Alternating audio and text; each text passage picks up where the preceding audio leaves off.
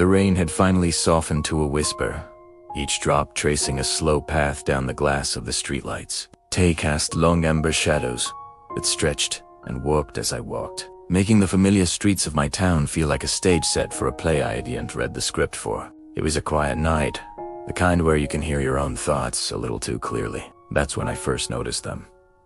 It started subtly, a flicker in my peripheral vision, a shape that seemed to move just as I turned my head. At first, I dismissed it as a trick of the light, the rain playing games with the reflections on the wet pavement. But then it happened again. And again. They were figures, human-shaped, but not quite human. They didn't walk or run, they simply appeared. One moment a corner was empty.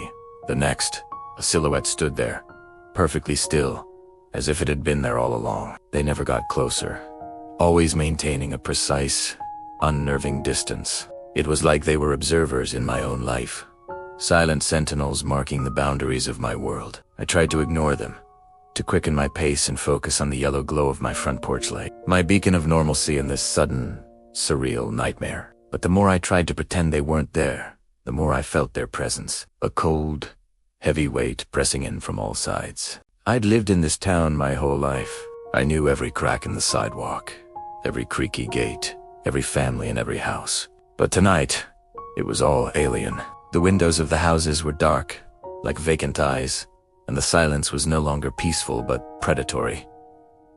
I began to wonder, were these figures new, or had they always been here, hidden in the corners of my perception?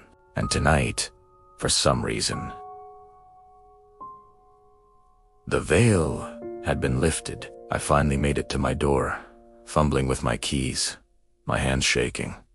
I didn't dare look back. I could feel their collective gaze on my back. A silent, unanimous judgment. As I slipped inside and locked the door, I leaned against it, my heart pounding a frantic rhythm against my ribs. I peered through the peephole. The street was empty. The rain had stopped completely. It was just an ordinary, quiet night. But then, I saw it. A faint, shimmering outline standing directly under the streetlight across the road, right where I had been standing just moments before.